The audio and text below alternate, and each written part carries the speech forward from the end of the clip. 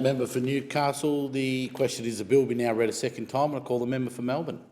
Thank you, Acting Deputy Speaker. Australia remains the only Commonwealth country without a treaty with its indigenous inhabitants. We have never properly acknowledged that Indigenous Australians never ceded sovereignty.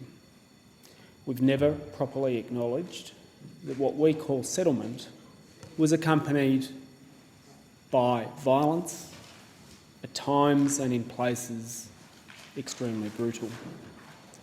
Until we acknowledge this, and until we acknowledge it in the form of a treaty, these wounds at the heart of our country are going to continue to fester. I was proud, like many others, to celebrate Australia Day. For me, the values that I celebrated on Australia Day were what I think to be very important values, uniquely Australian, of multiculturalism and egalitarianism. But Australia Day, which of course happened very recently, is a difficult day for Australia's First Peoples. I went to a number of events where we were warmly and generously welcomed to country by people to whom we owe a debt. For me, the first event of my day on Australia Day was to join with a number of Indigenous Australians and a number of non-Indigenous Australians in Fitzroy to mark the serious parts of our history that are often overlooked.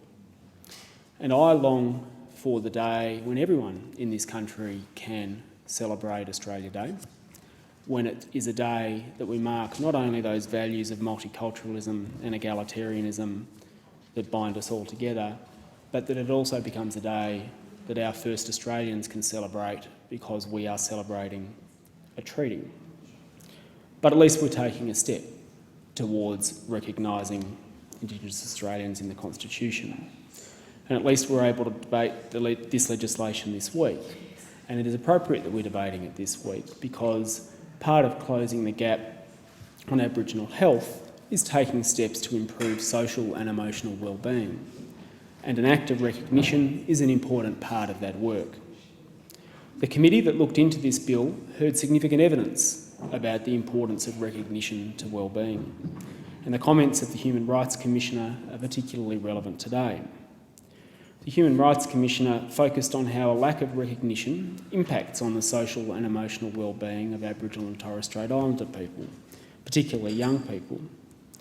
The Australian Greens agree that at each step toward what we hope will eventually be full constitutional recognition, it is crucial that the process improves emotional and social well-being among Aboriginal and Torres Strait Islander people. And also that it takes care to avoid creating significant uncertainty within the process that could trigger distress or disengagement by Aboriginal and Torres Strait Islander people. My colleague Senator Rachel Seward has made additional comments to that inquiry and will address our concerns in greater detail when this bill reaches the Senate. The Australian Greens will support the passage of this bill as an important step along the path to constitutional recognition. However, I do want to note that we are disappointed that there has not been further progress towards substantive constitutional recognition by now. Ultimately, the Australian Greens believe that recognition needs to occur in the Constitution, along with concrete action to address the racism that remains in the text of the Constitution. The Australian Greens have a long history of supporting Aboriginal rights and promoting recognition and reconciliation. We want to see further reforms and the end of policies that have a disproportionately negative impact on Aboriginal people, such as income management. For this reason, we will continue to work towards constitutional recognition, but will not settle for symbolism over substance. It's also clear to us that there's still significant work to be undertaken to reach agreement on not just the most popular model of recognition, but to ensure that the final model is the most appropriate model, and one which has the support of Aboriginal and Torres Strait Islander people. There is still insufficient clarity about what the next steps towards recognition are. Reconciliation Australia, which has been empowered to promote constitutional recognition through the Recognise program, demonstrated to the committee examining this bill how difficult it is to advocate for a successful referendum when the model of that referendum is still unclear, and the enduring problem this presents to their work to build public awareness.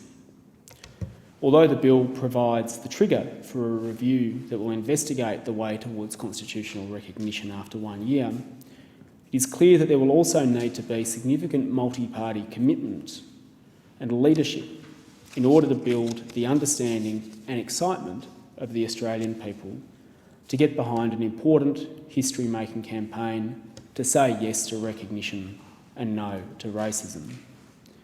For the Australian Greens, this bill is a good step forward, but constitutional recognition will remain firmly on our agenda as the ultimate goal.